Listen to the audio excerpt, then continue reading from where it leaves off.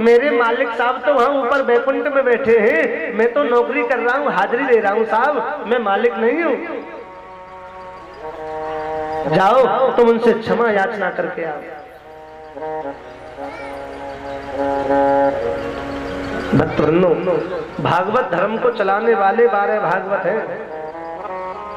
स्वयंभू नारद संभव कुमारः कपिलो मनु प्रहलादो जनको भीष्मो बलिर्वैया सखीर वयम, जिनमें एक नाम यमराज का भी आता है, धर्मराज का भी आता है। यम के दूत दौड़े दौड़े गए, चरणों में लेट गए। अजामिल पड़ा है चारपाई पर, देख करके दृश्य को रो गया। प्रभु मुझ जैसे पापी को भी तुमने अभी बिसराया नहीं, तुम्हें मेरी याद है जो अंत समय में अपने पार्षदों को भेज दिया।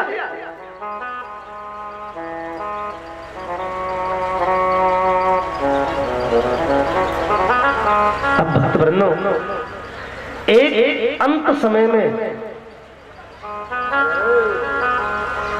अंत समय में नारायण नाम लेने से अजामिल की गति हो गई। तो सोचो भजन करेंगे तो क्या होगा? ठाकुर जी का नाम स्मरण जुआ से करेंगे, अंत समय में एक नारायण नाम लेने से अजामिल की गति हो गई, मुक्ति हो गई। तो लिखा है किसी ने, इतना तो करना स्वामी जब प्राण तन से निकले, इतना तो करना स्वामी जब प्राण तन से निकले। गोविंद नाम लेकर, गोविंद नाम लेकर मेरे प्राण तन से निकले, इतना तो करना स्वामी जब प्राण तन से निकले। गोविंद नाम लेकर जब प्राण तन से निकले।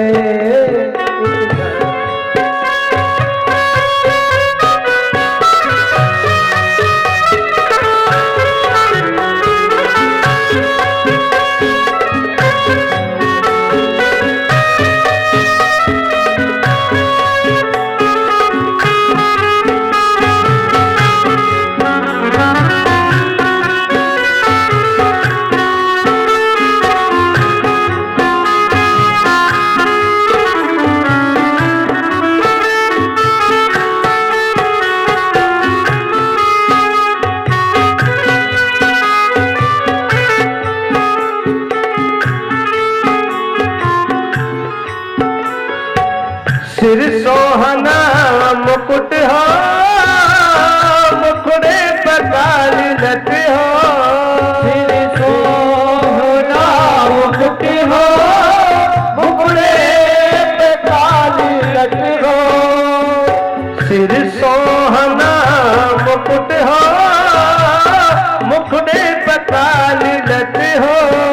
यही ध्यान हो बस घट में, यही ध्यान हो बस घट में मेरे प्राण तन से निकले। इतना तो करना स्वामी जब प्राण तन से निकले। गोविंद नाम लेकर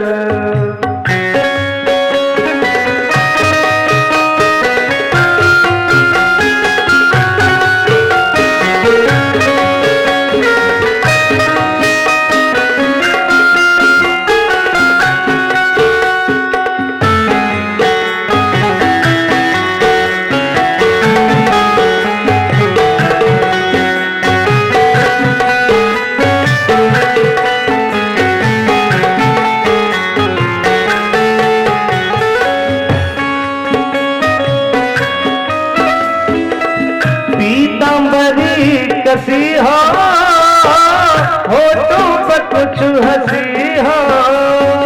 पीतांबरी कसी हो होठों पर कुछ हंसी हो। संतों ने तो मार्ग बता दिया। सदा जवानी नहीं है, बुढ़ापा भी आना है। बुढ़ापा आ गया, अजामल को वो लूट पाट डकैती बकैती सब बंद हो गई, पड़ा है चारपाई पर। जिसके मारे थर्राते थे लोग, आज उसके डर के मारे उसका बेटा भी नहीं मान रहा है। और ध्यान रखना, जो जीवन में दूसरों को डराते हैं, एक दिन उनको खुद भी डरना पड़ता है। और जो किसी को नहीं डराते, उसे किसी से डरने की जरूरत भी नहीं है। अजामिल पड़ा है चारपाई पर। यमराज जी ने दूतों को भेज दिया, बोले जाइए, बड़ा बड़ा माल खजाना लूटा है इसने, गले में रस्सी डाल करके और खींच करके लेकर आओ, हमारा आदेश है।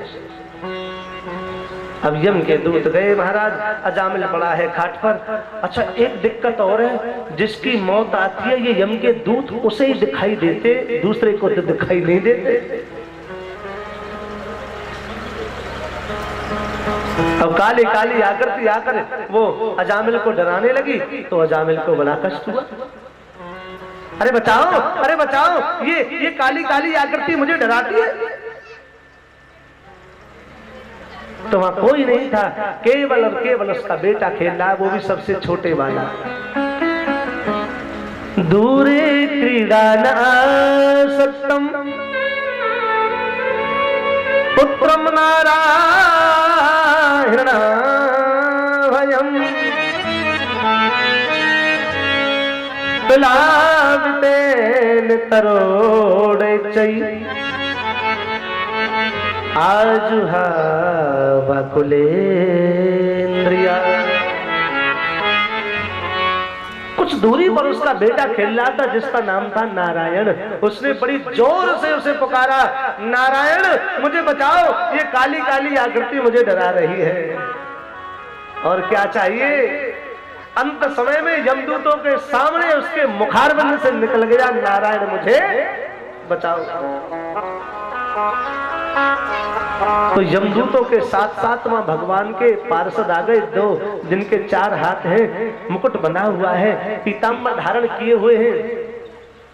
सर्वे पदम फला साक्षा पीत को से यवाससा किरीटनो कुंडलनो लसत पुष्कर मालिना। आकर के उन पार्षदों ने यमदूतों में फटकार लगा दी, छोड़ो इसको, ये यमपुरी को नहीं जाएगा, ये हमारे नारायण के धाम को जाएगा, ये हमारे ठाकुर जी के धाम को जाएगा। अरे महाराज तुम कौन हो? हमारे काम में बाधा उत्पन्न करते हो। महाराज ने, मालिक साहब ने आदेश दिया है, यमराज को पकड़ के लाओ, वो भी गले में रस्सी कस के बांध के लाना। मालिक? अब पार्षद हंसने लगे, कौन मालिक? कैसा मालिक? अब दूतों को तो यमराज ही सबसे बड़े मालिक दिखाई देते, उन्होंने तो कभी नारायण का नाम सुना ही नहीं, यमपुरी में रहते। बोले जाओ मालिक साहब से पूछ कर आओ, हम खड़े हैं यहाँ। जाएंगे नहीं जब तक तुम लौट करके नहीं आओगे। अब यम के दूत पहुंचे यमराज जी के पास में, यमराज आसन लेकर भजन कर रहे थे। अब जाकर यमदूतों ने शोर मचाना प्रारंभ कर दिया, महाराज ऐसी बेइज्जती करानी थी तो हमको क्यों भेजा? बोले अजामिल को पकड़ के नहीं लाए? बोले पकड़ने तो गए थे, पर वहां तो 4 हाथ वाले आ गए और कहने लगे, बोले ये यमपुरी को नहीं जाएगा, ये तो नारायण के धाम को जाएगा। इसने अंत समय में नारायण नाम लिया है। प्रभु ये नारायण आखिर है कौन? क्या है नारायण?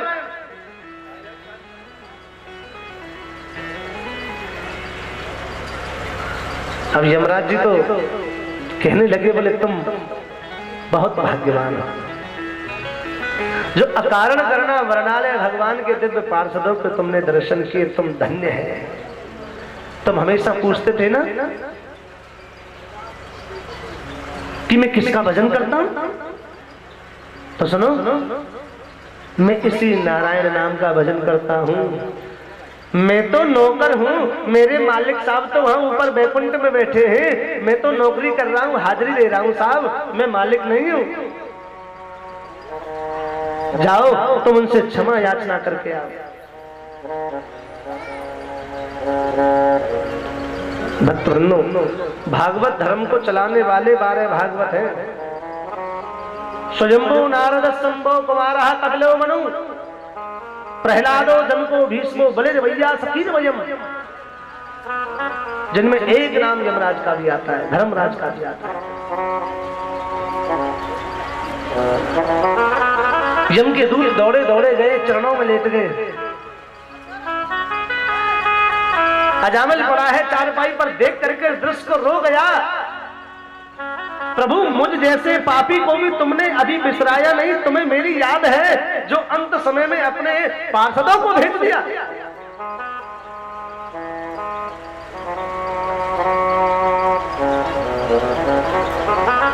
अब भक्तवृंदो, एक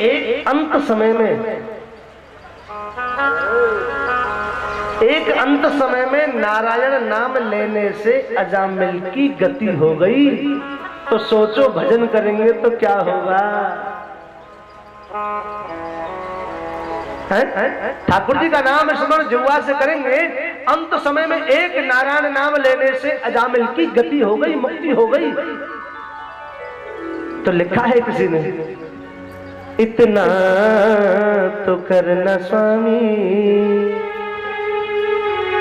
जब प्राण तन से निकले, इतना तो करना स्वामी जब प्राण तन से निकले। गोविंद नाम लेकर, गोविंद नाम लेकर मेरे प्राण तन से निकले, इतना तो करना स्वामी जब प्राण तन से निकले। गोविंद नाम लेकर जब प्राण तन से निकले।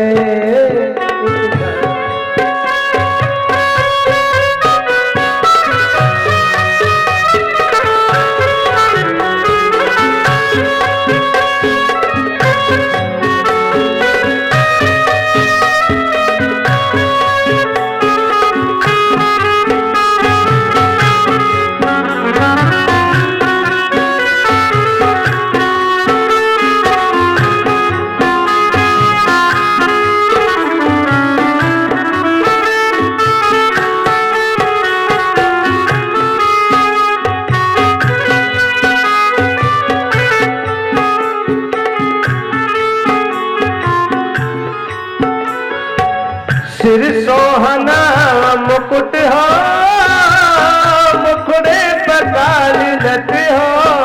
सिर सोहना मुकुट हो, मुखड़े पे काली लट हो। सिर सोहना मुकुट हो, मुखड़े पर काली लट हो।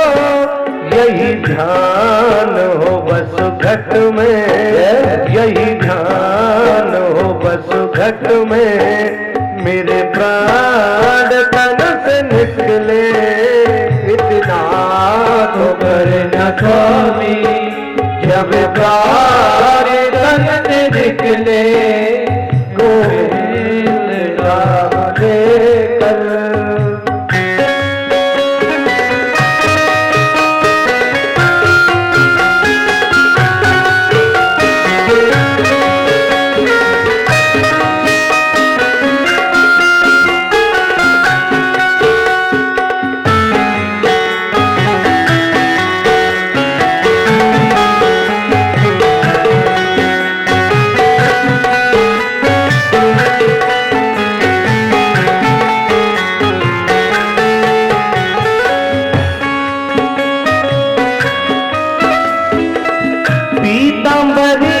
कसी हो, होठों पर कुछ हंसी हो।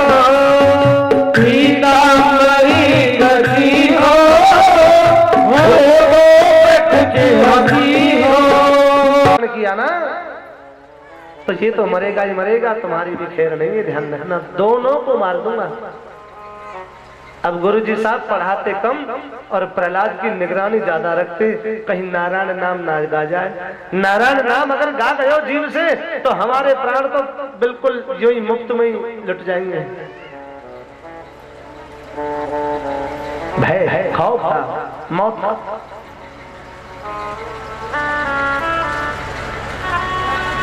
एक बार प्रहलाद जी ऐसे ही अपने राज्य में भ्रमण कर रहे थे।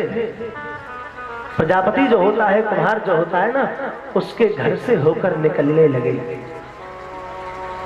एक बूढ़ी सी मैया है, अघा चढ़ा हुआ है और उसके पास बैठ करके रो रही है। प्रहलाद जी ने जाकर कहा, मैया तूने बर्तनों का ये अघा चढ़ा दिया तो उसके पास बैठ करके रो रही है, आखिर कारण क्या है? कोई बात है तो मुझे बता। बोले राजकुमार, मैंने आधा चढ़ाया है बेटा, उस एक मटके के अंदर तो बिल्ली के बच्चे बंद हो गए हैं। फिर रोती क्यों है? बोले इसलिए रो रही हूं कि मैं उस परमात्मा से प्रार्थना कर रही हूं, प्रभु कृपा करके ना उन दोनों बच्चों को जीवन दान दे देना प्रभु। बोले अपने महाराज, अपने भगवान हिरण्यकश्यपु से तू प्रार्थना कर रही होगी? बोले नहीं, हिरण्यकश्यपु हमारे राजा जरूर हैं लेकिन भगवान नहीं है। भगवान तो परमात्मा के नाम की बात आई तो जीवात्मा का बुखार ऊपर की तरफ उठता है। वो बूढ़ी मैया भी कहने लगी उस परमात्मा से प्रार्थना कर रही हूं। प्रहलाद जी ने मन में विचार किया, अब तक तू अकेलो ही भगत हो, दूसरों भगत तो कम से कम मिल गए हो, एक से भले दो, एक तू हो गया और एक ये मैया हो गई, संख्या तो बढ़ी, एक से दो तो हो गए। मैया तू ये बता इस अघा को कब खोलेगी? और तू बताएगी क्या? मैं भी तेरे साथ में यहीं बैठ जाता हूँ और दोनों ही मिलकर भगवान का नाम गाएंगे, उससे प्रार्थना करेंगे, वो हमारी पुकार को जरूर सुनेगा, ये मेरा विश्वास है। देखो प्रहलाद जी आसन लेकर बैठे और पता है प्रहलाद जी ने क्या कही है? भगवान से कितनी बड़ी बात कही है। प्रभु अपनी तो कोई इज्जत है ही नहीं,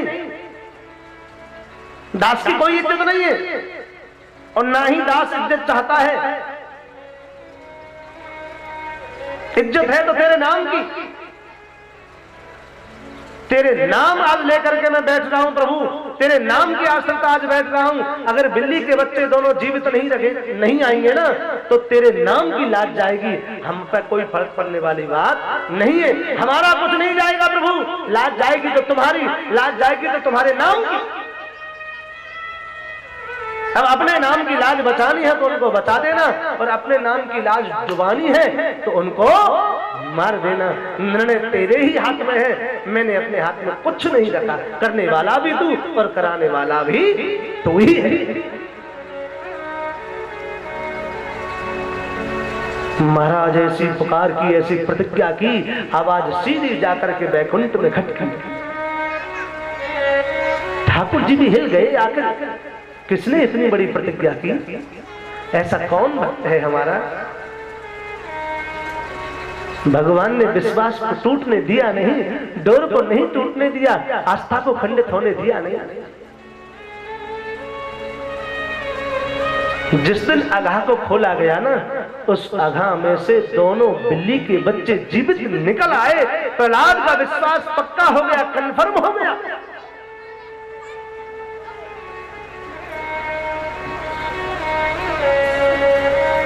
भक्ति का मार्ग बढ़ गया। आज सज्जनों, आश्रम में बैठा है प्रहलाद। अब विश्वास पक्का हो गया, विश्वास में दृढ़ता आ गई और दृढ़ता आते ही ना निष्फिक्र होकर सबके सामने अब तो प्रहलाद मेरे प्रभु का नाम गाने और लगे। आश्रम में बैठा है और बैठा बैठा श्री हरि के नाम का गायन और कर रहा है। श्रीमन्नारायण नारायण हरि हरि, श्रीमन्नारायण नारायण हरि हरि, श्रीमन्नारायण नारायण हरि हरि, श्रीमन्नारायण नारायण हरि हरि, भजमन्नारायण नारायण हरि हरि, भजमन्नारायण नारायण हरि हरि, बोलो नारायण नारायण हरि हरि, बोलो नारायण नारायण हरि हरि।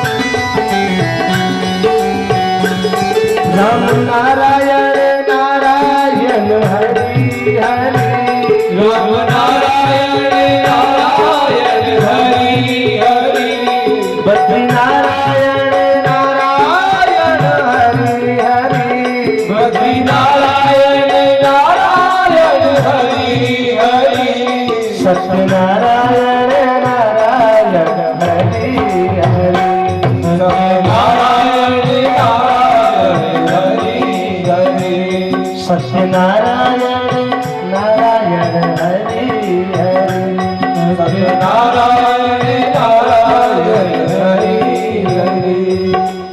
प्रहलाद बड़े भाव से बड़ी जोर से गुनगुना करके भगवान का कीर्तन कर रहा है।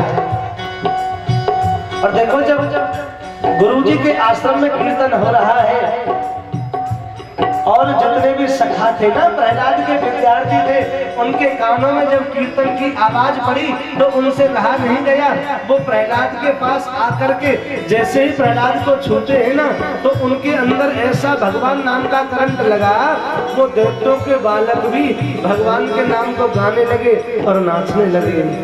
श्रीमन्नारायण नारायण हरि हरि, श्रीमन्नारायण नारायण हरि हरि, लक्ष्मी नारायण नारायण हरि हरि, लक्ष्मी नारायण नारायण हरि हरि, सत्यनारायण नारायण हरि हरि, सत्यनारायण नारायण हरि हरि, सत्यनारायण नारायण हरि हरि।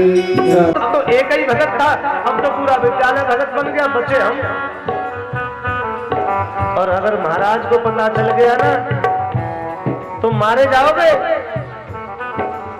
अब गुरुजी दौड़े दौड़े गए और खूब कह रहे हैं, गुरुजी प्रहलाद कीर्तन बंद कर दे, महाराज को पता चल गया तो तू भी मरेगा और हम भी मरेंगे। अरे तू तो मर ही रहा है, हमको क्यों मार रहा है भैया। अब गुरुजी ने जैसे जाकर, दोनों गुरुजी ने संड और अमरकट ने प्रहलाद को केवल छुआ। सज्जनों को उस समय भक्ति ज्ञान वैराग्य आ बैठे थे कीर्तन में, और गुरुजी ने जैसे ही प्रहलाद को छुआ, आज गुरुजी भी नाचने लगे। श्रीमन्नारायण नारायण हरि हरि, श्रीमन्नारायण नारायण हरि हरि, भजो नारायण नारायण हरि हरि, भजो नारायण नारायण हरि हरि, श्रीमन्नारायण नारायण हरि हरि, श्रीमन्नारायण नारायण हरि हरि, बद्री नारायण नारायण हरि हरि, बद्री नारायण नारायण हरि हरि, श्रीमन्नारायण नारायण हरि हरि, श्रीमन्नारायण नारायण हरि हरि, बोलो नारायण नारायण हरि हरि, बोलो नारायण नारायण हरि हरि, सत्यनारायण नारायण हरि हरि। सबसे ज्यादा ज्यादा गुरुजी नाच रहे हैं। जो प्रहलाद को रोकना चाहते थे, सबसे ज्यादा गुरुजी नाच रहे हैं। संतों ने सुना, सूत जी ने बताया, सुखदेव जी ने बताया, परीक्षित सावधान। अगर हिरण्यकश्यपु प्रहलाद को केवल छू लेता ना, तो भगवान के नाम के कीर्तन का आज वो रस था। हिरण्यकश्यपु नाम लेने पर और कीर्तन में नाचने पर मजबूर हो जाता, विवश हो जाता। उस समय भक्ति और ज्ञान और वैराग्य सभी कीर्तन में नाच रहे थे। और जहां भक्ति आ गई, जहां ज्ञान आ गया, जहां वैराग्य आ गया, तो हिरण्यकश्यपु की क्या औकात जो उसमें ना नाचे। भक्ति कीर्तन में जब यहां चढ़ के बोलती है ना, तो सज्जनों दुष्ट भी नाचने लगता है। हिरण्यकश्यपु ने प्रहलाद को छुआ नहीं, गुरुजी के आश्रम में एक मुष्टिक प्रहार किया। उसकी आवाज को सुन करके दैत्य बालक डर गए, कीर्तन बंद हो गया। बंद होते ही भक्ति, ज्ञान, वैराग्य हृदय से और आश्रम से आलोक हो गए। प्रहलाद को पकड़ लिया और एक तरफ गुरुजी की तरफ देखते जा रहे हैं, सब नाटक तुम्हारा है, इसको दंड देने के बाद तुमसे जरूर मिलूंगा। ले जाकर के काल कोठरी में अपने पुत्र को और बंद कर दियो। अपने पुत्र को बंद कर दिया, भोजन नहीं दे रहा है। मां की ममता बड़ी प्रबल होती है। जब कयादों के कारण हिरण्यकश्यपु को विवश होना पड़ा प्रहलाद को भोजन देने के लिए, तो भोजन में खीर बनवाई और खीर में विष मिलवा दिया और भोजन का थाल भेज दिया। लक्ष्मी जी को चिंता होने लगी। भोलेनाथ का ध्यान किया, कारागृह में प्रकट हुए, खीर में से विष को भोलेनाथ पान कर गए और प्रहलाद साफ बच गया। मदमस्त हाथी के पैर के नीचे कुचलवा कर मरवाना चाहा है, पर्वत से गिरवा करके मरवाना चाहो है, विषैले सर्पों की कोठरी में डलवा कर मरवाने की चेष्टा की। जितने भी प्रयास थे हिरण्यकश्यपु के पास में, सब विफल हो गए। उसकी बहन थी होलिका, वो कहने लगी भैया आजकल बड़े निराश हो, बड़े उदास हो, बड़े हताश हो, क्या बात है बताओ। बोले इस दुष्ट को मारने के लिए मैंने जितनी भी योजनाएं बनाई हैं, सब मेरी योजना विफल हो गई। मैं लेना चाहता हूं जिससे बदला, ये दुष्ट उसी नारायण का नाम जपता है, किसे कैसे मारूं। बोले मेरे पास एक उपाय है, कन्नों की होली रखवाओ, इसे लेकर अपने गोद में मैं बैठ जाऊंगी, तुम अग्नि लगवा देना, मुझे ब्रह्मा के द्वारा शीतल चीर प्राप्त है, ओढ़ के बैठ जाऊंगी, मेरे ऊपर अग्नि का कोई प्रभाव नहीं होगा और ये दुष्ट जल करके भस्म हो जाएगा।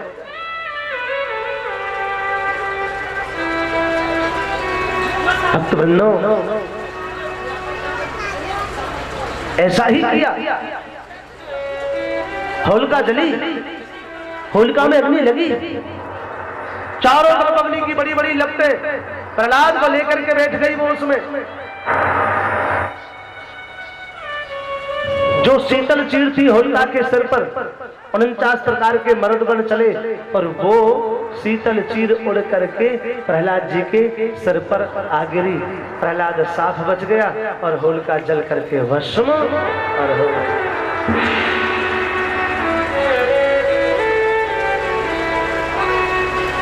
धन्य है वो पावन भूमि, धन्य है वो स्थान और धन्य है वो भगवान का भक्त प्रहलाद जी महाराज। और आपको एक बात और अवगत करा देता हूं, ये जो प्रहलाद जी की लीला है ना, आज भी हमारे ब्रिज के गांव में, मेरी जो जन्म स्थली है प्रहलाद नगर, वहां पर आज भी इसको दर्शाया जाता है। आपको शायद ना पता हो तो बहुत लोगों को पता भी होगा, जो इस दास की जन्मभूमि है प्रहलाद नगर फालेन गांव, वहां पर आज भी इस लीला को ज्यों का त्यों दर्शाया जाता है। होली रखी जाती है, बड़े बड़े कंडों की, उसमें अग्नि लगाई जाती है, उसमें से आज भी पंडा जी निकलते हैं और उनके शरीर का बाल तक नहीं जलता है। प्रत्यक्ष में प्रमाण की कोई आवश्यकता नहीं है। होली वाले दिन उस लीला को आज भी हमारे गांव में दोहराया जाता है। जिस भक्त की इच्छा हो होली के दिन दास के यहाँ आना स्वीकृति दे और अपने नेत्रों से इस लीला को देखे। जिस भक्त की भी इच्छा हो वो गांव में आए और आकर के इस लीला को अपने इन नेत्रों से देख करके धन्यवान हो जाए। आज भी इस लीला को हमारी जन्मभूमि में दर्शाया जाता है। साफ बच गया प्रहलाद। किसकी कृपा? प्रभु की कृपा, उसका विश्वास। भक्ति के साथ साथ विश्वास होना जरूरी है, श्रद्धा होनी जरूरी है। रामायण खोल के पढ़ना, उसमें दूसरे नंबर का श्लोक है, भवानी शंकरौ वंदे श्रद्धा विश्वास रूपणौ याभ्याम विना न पश्यन्ति सिद्धा स्वान्तस्तमीश्वरम्। भगवान के प्रति तुम्हारी श्रद्धा तो है, लेकिन तुम्हारा विश्वास नहीं है तो काम बनने वाला नहीं है। और विश्वास पक्का है, श्रद्धा नहीं है तो भी काम बनने वाला नहीं है। जितना श्रद्धा का होना जरूरी है उतना ही विश्वास का होना जरूरी है। ये दोनों परस्पर मिलेंगे तभी मंजिल को पा सकोगे। हिरण्यकश्यप को बड़ा दुख हुआ कि मेरी बहन की मौत हो गई।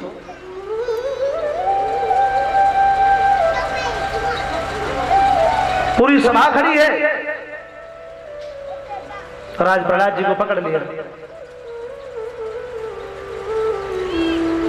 और पकड़ के कहने लगा, ये बता तेरा परमात्मा, तेरा भगवान रहता कहां है? वो तेरी रक्षा करता कहां से है?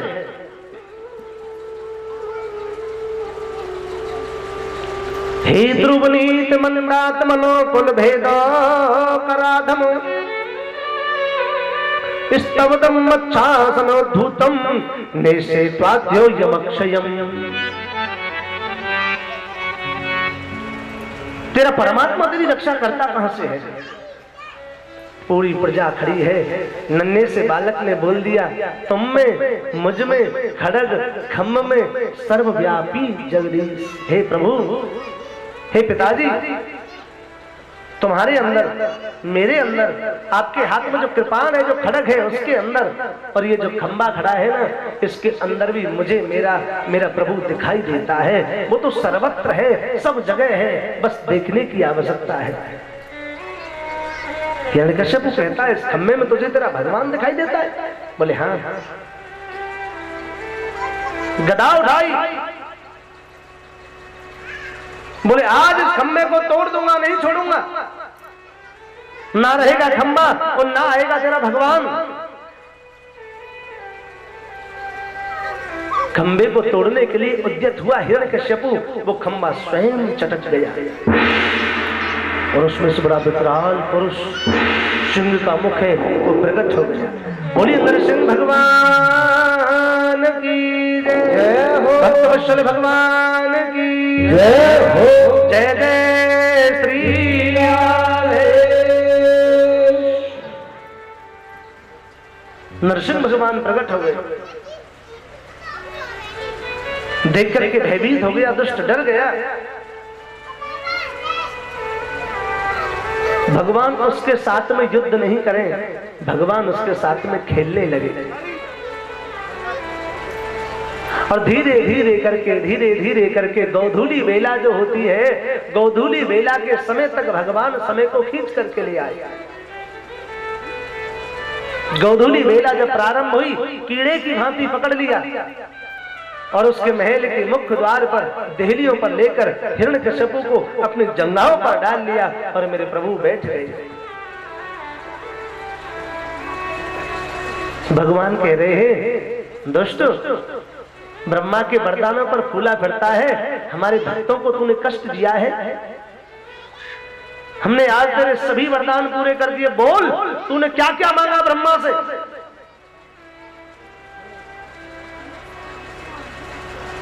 बोले ना दिन में मरूं न रात में।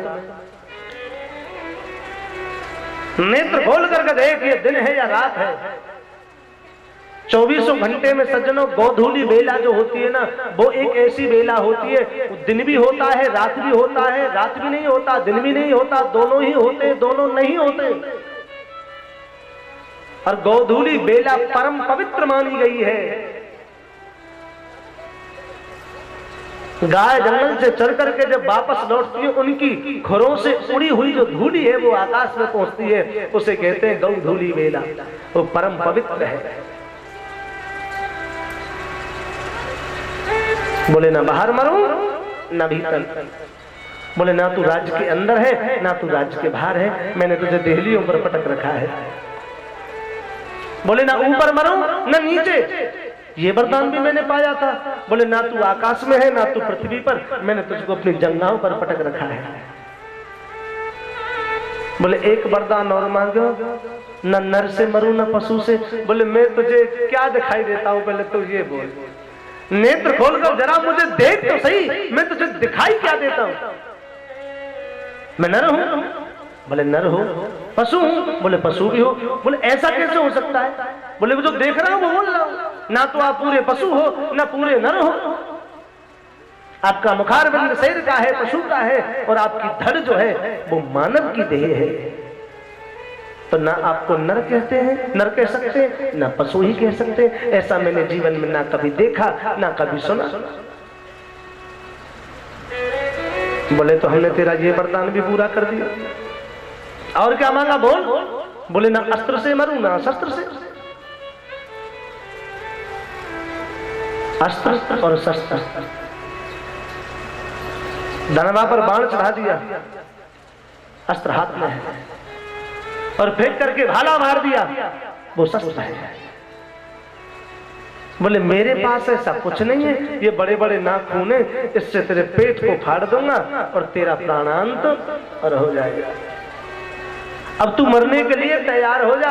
बोले रुको, मैंने एक वरदान और मांगा था, उसकी पूर्ति तुम नहीं कर सकते।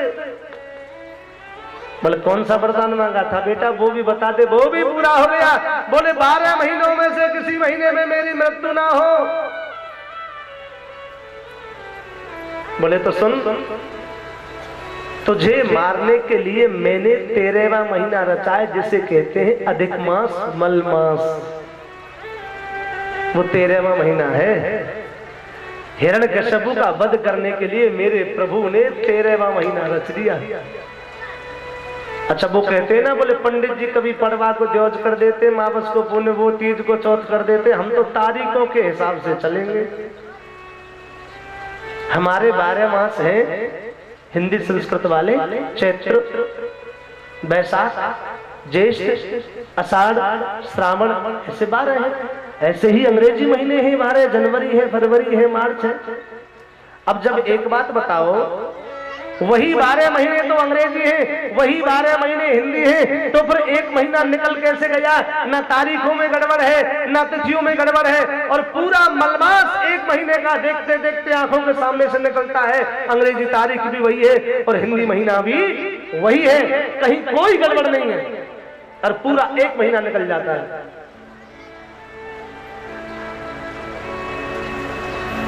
दुष्ट हिरण्यकश्यप का वध करने के लिए भगवान ने उसको रचा, क्योंकि वेद मेरो भेद है और मैं वेदन में माए, और जाए मैं करण कहूं वेदन में हूं नाय।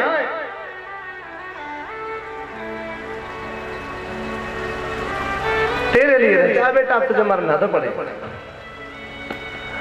बोले और वरदान मांगा था, ब्रह्मा के द्वारा बनाई हुई किसी भी वस्तु से हमारा वध नहीं होगा। बोले तो सुन, वो तो चेला है, हमारा बेटा है, पापा जी लगते हैं मुझसे, पुत्र है ब्रह्मा, मेरा पिता हूं उसका। मैं ब्रह्मा को बनाता हूं, ब्रह्मा मुझे नहीं बनाता। और एक नहीं, मैंने लाखों ब्रह्मा बना रखे हैं।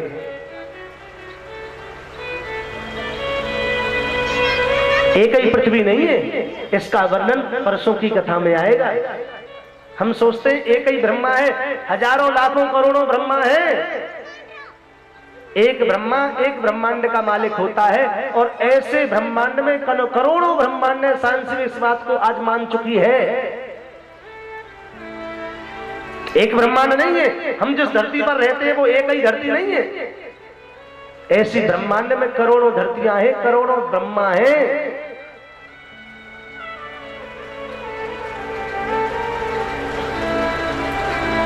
अब भक्त वृंदों, भगवान ने देखा उचित समय और पेट को बीच में से फाड़ दिया, अंतड़ियों को निकाल कर फेंक दिया और दुष्ट का सब दूर फेंक दिया।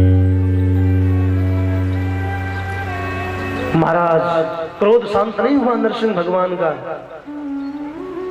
पृथ्वी पर प्रलय आ जाए, भगवान का क्रोध शांत नहीं हो तो। अब नारद वीणा बजावे, चाहे शंकर तांडव नृत्य करें, लेकिन भगवान का क्रोध शांत नहीं हो रहा है। अब देखो यहाँ एक गड़बड़ हो रही।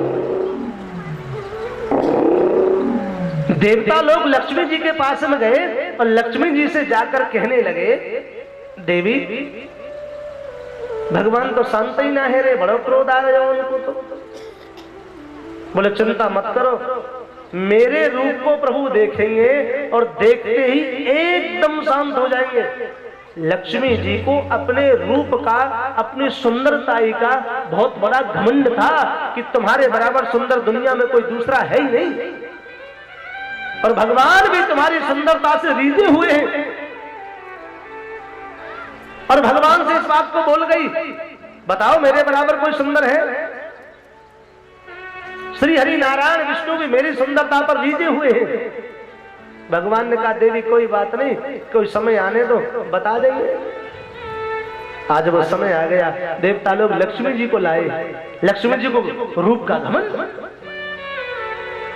अरे महाराज, बड़ी मतवाली चाल चल के श्रृंगार करके भगवान के पास, नरसिंह भगवान के पास गई और जाकर भगवान से कहती है, क्यों गुस्सा है रहे हो, क्यों नाराज है रहे हो, शांत है जाओ ना। मैं लक्ष्मी, देखो तो सही। अरे महाराज, नरसिंह भगवान ने थोड़ी गर्दन टेढ़ी करी और लक्ष्मी जी की तरफ देख करके एक सिंह की दहाड़ लगाई। लक्ष्मी जी में 3 पटक लग गई और दूसरी सांस बैकुंठ में जाकर के ली। ऐसी दौड़ी लक्ष्मी, 3 पटक लग गई, दूसरी सांस बैकुंठ में ली। सब घमंड धरा की धरा रह गया। भगवान ने यहां पर स्पष्ट कर दिया, मेरे और मेरे भक्त के बीच में दूसरा कोई नहीं आ सकता। मैं जानू, मेरा भक्त जाने, तीसरा कोई नहीं। लक्ष्मी को भी फटकार करके भगा दिया। मेरे और मेरे भक्त के बीच में देवी तुम्हारा क्या काम है? एक नहीं, द्वारतक हो गई बात। लक्ष्मी के अवमान को भी दूर कर दिया और भक्त और भगवान के बीच में कोई आए, ये भगवान को भी गवारा नहीं है। लक्ष्मी जी को भेज दिया वहां से, तुम्हारी कोई जरूरत नहीं, कोई आवश्यकता नहीं। ये भक्त और भगवान के बीच का नाता है, इसमें कोई आए तो गड़बड़ है। भगा दिया।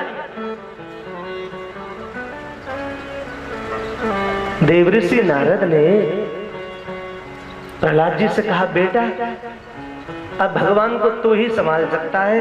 अब प्रहलाद जी थोड़ा डरने लगे। लक्ष्मी जी चली गई, शंकर जी हाथ जोड़ गए, देवऋषि नारद हाथ जोड़े, त्रिलोकी कांप रही है। अब हमारी कहाँ बस आए।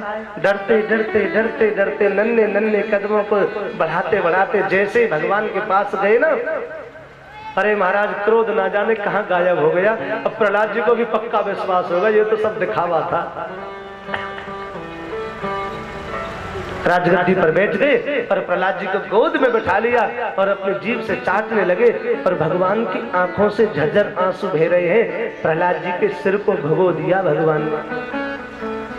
पता है भगवान किस बात पर रोए? भगवान प्रहलाद से आज क्षमा मांग रहे हैं, माफी मांग रहे हैं, क्षमा याचना कर रहे हैं, अपने भक्त से क्षमा मांग रहे हैं भगवान। पता है क्यों? भगवान कह रहे हैं, बेटा पर्वत से गिरायो, अग्नि में जलायो,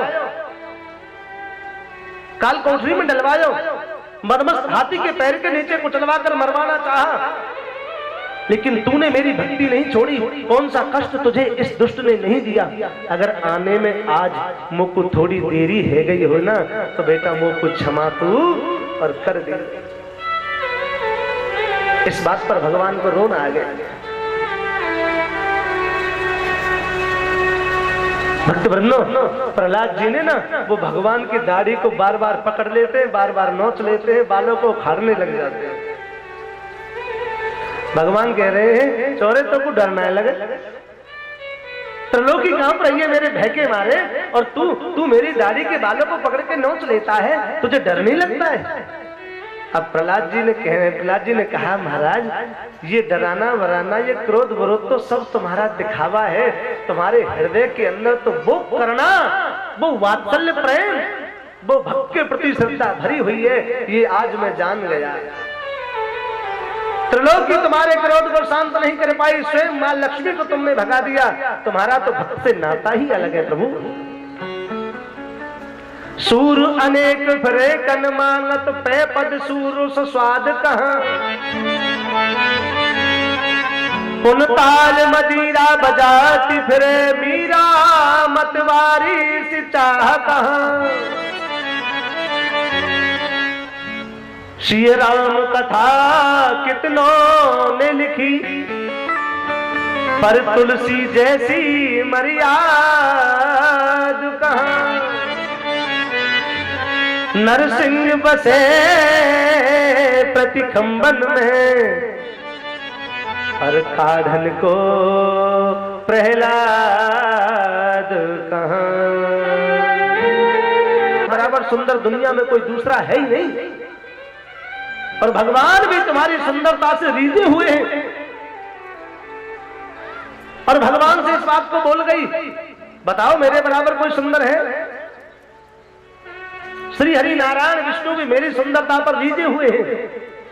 भगवान ने कहा देवी कोई बात नहीं, कोई समय आने दो, बता देंगे। आज वो समय आ गया। देवता लोग लक्ष्मी जी को लाए, लक्ष्मी जी को रूप का घमंड। अरे महाराज बड़ी मतवाली चाल चल के श्रृंगार करके भगवान के पास, नरसिंह भगवान के पास गई, और जाकर भगवान से कहती है क्यों गुस्सा है रहे हो, क्यों नाराज है रहे हो, शांत है जाओ ना। मैं लक्ष्मी, देखो तो सही। अरे महाराज, नरसिंह भगवान ने थोड़ी गर्दन टेढ़ी करी और लक्ष्मी जी की तरफ देख करके एक सिंह की धाड़ लगाई। लक्ष्मी जी में 3 पटक लग गई और दूसरी सांस बैकुंठ में जाकर के ली। ऐसी दौड़ी लक्ष्मी, 3 पटक लग गई, दूसरी सांस बैकुंठ में ली। सब घमंड धरा की धरा रह गया। भगवान ने यहां पर स्पष्ट कर दिया, मेरे और मेरे भक्त के बीच में दूसरा कोई नहीं आ सकता। मैं जानू, मेरा भक्त जाने, तीसरा कोई नहीं। लक्ष्मी को भी फटकार करके भगा दिया। मेरे और मेरे भक्त के बीच में देवी तुम्हारा क्या काम है। एक नहीं, द्वारतक हो गई बात। लक्ष्मी के अवमान को भी दूर कर दिया, और भक्त और भगवान के बीच में कोई आए, ये भगवान को भी गवारा नहीं है। लक्ष्मी जी को भेज दिया वहां से, तुम्हारी कोई जरूरत नहीं, कोई आवश्यकता नहीं। ये भक्त और भगवान के बीच का नाता है, इसमें कोई आए तो गड़बड़ है, भगा दिया। देवऋषि नारद ने प्रहलाद जी से कहा बेटा, अब भगवान को तू ही संभाल सकता है। अब प्रहलाद जी थोड़ा डरने लगे। लक्ष्मी जी चली गई, शंकर जी हाथ जोड़ गए, देवऋषि नारद हाथ जोड़े, त्रिलोकी कांप रही है। अब हमारी कहाँ बस आए। डरते डरते डरते डरते नन्हे नन्हे कदमों को बढ़ाते बढ़ाते जैसे ही भगवान के पास गए ना, अरे महाराज क्रोध ना जाने कहाँ गायब हो गया। अब प्रहलाद जी को भी पक्का विश्वास होगा ये तो सब दिखावा था। राजगद्दी पर बैठ गए और प्रहलाद जी को गोद में बैठा लिया और अपनी जीभ से चाटने लगे, और भगवान की आंखों से झरझर आंसू बह रहे हैं। प्रहलाद जी के सिर को भगो दिया भगवान ने। पता है भगवान किस बात पर रोए? भगवान प्रहलाद से आज क्षमा मांग रहे हैं, माफी मांग रहे हैं, क्षमा याचना कर रहे हैं, अपने भक्त से क्षमा मांग रहे हैं भगवान। पता है क्यों? भगवान कह रहे हैं बेटा पर्वत से गिरायो, अग्नि में जलायो, काल कोठरी में डलवायो, मदमस्त हाथी के पैर के नीचे कुचलवा कर मरवाना चाहा, लेकिन तूने मेरी भक्ति नहीं छोड़ी। कौन सा कष्ट तुझे इस दुष्ट ने नहीं दिया। अगर आने में आज मुझको थोड़ी देरी है गई हो ना, तो बेटा मुझको क्षमा तू और कर दे। इस बात पर भगवान को रोना आ गया। भक्त वृंदो, प्रहलाद जी ने ना वो भगवान की दाढ़ी को बार बार पकड़ लेते हैं, बार बार नोच लेते हैं, बालों को उखाड़ने लग जाते हैं। भगवान कह रहे हैं चोरे तो को डरना है लगे, त्रिलोकी कांप रही है मेरे भय के मारे, और तू मेरी दाढ़ी के बालों को पकड़ के नोच लेता है, तुझे डर नहीं लगता है। अब प्रहलाद जी ने कहा महाराज ये डराना वराना, ये क्रोध विरोध तो सब तुम्हारा दिखावा है। तुम्हारे हृदय के अंदर तो वो करना, वो वात्सल्य प्रेम, वो भक्त के प्रति श्रद्धा भरी हुई है, ये आज मैं जान गया। त्रिलोकी तुम्हारे क्रोध को शांत नहीं कर पाई, स्वयं मां लक्ष्मी को तुमने भगा दिया। तुम्हारा तो भक्त से नाता ही अलग है प्रभु। सूर अनेक फिरे कन मांगत, पे पद सूर स्वाद कहां। पुन ताल मदिरा बजाती फिरे, मीरा मतवारी से चाह कहां। श्री राम कथा कितनों ने लिखी, पर तुलसी जैसी मर्याद कहां। नरसिंह बसे प्रतिखंबन में, पर काढ़न को प्रहलाद कहां। जो बाली था ना मानव, अकेले बाली ने उस पर्वत को घुमा दिया था। शास्त्रों में ऐसा वर्णन आता है, बाली इतना बड़ा बलवान था। अब देवताओं ने तो सोचा समुद्र मंथन होगा, सबसे पहले अमृत ही निकलेगा।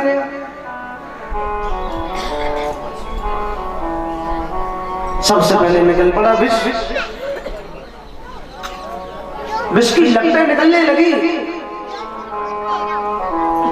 त्रैलोक दहनाद साथ तोले 2 तोले विष नहीं निकला था। त्रिलोकी भस्म हो जाए इतना विष निकला था।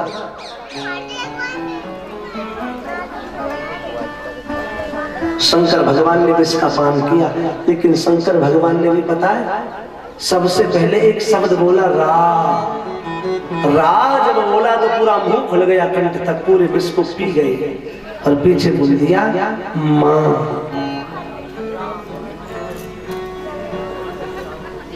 राम नाम के बीच में विष हो गया बंद।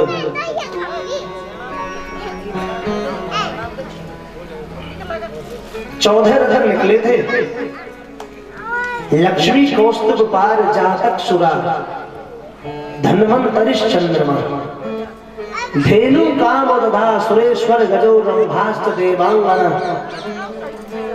अश्वहो सप्तमुखो विषम हरधनु, शंखो मृतम चाम्बुधे, रत्नानीत प्रतिदिनम चतुर्दिशम कुर्वन्तु वो मंगलम।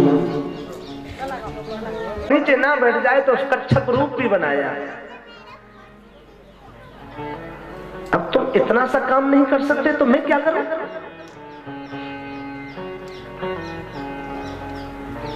बोले प्रभु अगर दैत्यों ने अमृत पी लिया तो फिर गड़बड़ हो जाएगी। तो भगवान ने यह मोहिनी रूप बनाया है। समुद्र मंथन के समय भगवान के 3 अवतार हो गए थे। पहला कच्छप, दूसरा धन्वंतरी जो अमृत का कलश लेकर के निकले, और तीसरा अवतार हो गया भगवान का मोहिनी। एक ही लीला में भगवान के 3 अवतार हुए। मोहिनी रूप मेरे प्रभु ने जब बनाया और दैत्यों के पास आकर के जब इधर उधर मतवारी चाल चल के और भ्रमण करने लगे, घूमने लगे, तो अमृत के कलश को लेकर जो दैत्य है ना वो भगवान के पीछे पीछे डोलने लगे। देवी कौन हो, कहां से आई हो, कहां जा रही हो? तो भगवान बात नहीं कर रहे हैं। अरे देवी ये अमृत है। बोले हमें इससे क्या काम है, हमें कोई जरूरत नहीं है अमृत की। बोले हमारी ऐसी इच्छा है जैसे अमृत को तुम हमें अपने हाथ से पिला दो। बोले पहले आता दूंगी पर एक शर्त है। देवता एक तरफ बैठेंगे और दैत्य एक तरफ बैठेंगे। बोले ऐसा नहीं होगा। बोला ऐसा ही होगा, लेकिन तुम चिंता मत करो, देवताओं को वारुणी मदिरा पिलाऊंगी और दैत्य को अमृत। भगवान के रूप की माया में दैत्य जो हैं वो लोभित हो गए। देवताओं की बारी आती तो मेरे प्रभु अमृत पिलाते और दैत्यों की बारी आती तो वारुणी मदिरा पिलाते। एक दैत्य था जिसका नाम था राहु। अब राहु ने विचार किया अगर ये मेरे जो भाई हैं, ये दैत्य जो हैं अमृत पी रहे हैं और इनको मदोसी छा रही है, नशा छा रहा है, ये देवी कैसा अमृत पिला रही है? तो देवता का रूप बनाया सूर्य और चंद्रमा के बीच में और वो बैठ गया। अंजलि कर दी, पी गया अमृत को। सूर्य चंद्रमा चिल्ला उठे, महाराज ये तो दैत्य है। सुदर्शन को आदेश दे दिया भगवान ने, गर्दन को धड़ से अलग कर दिया राहु की को। लेकिन अमृत अपना प्रभाव छोड़ चुका था। तब तक तो था राहु और धड़ बन गया केतु। जब कभी जीवन में ये अपने बैर को याद कर लेते हैं ना, तभी ग्रहण लगता है। सूर्य को भी ग्रहण लगता है और चंद्रमा को भी ग्रहण लगता है, तभी ग्रहण होता है। और भक्त बंधु आपको एक बात अवगत करा देता हूं, भजन करना आसान है, भक्ति करना भी आसान है, कीर्तन करना भी आसान है, लेकिन सहज बनना आसान नहीं, सरल बनना आसान है। भक्ति में एक बहुत बड़ा प्रारूप होता है भक्त का सहज और सरल बनना। भजन करना आसान है, कीर्तन करना आसान है, लेकिन हृदय हमारा सरल बन जाए ये आसान नहीं है। सरल बनना बहुत आसान और बहुत कठिन कार्य है।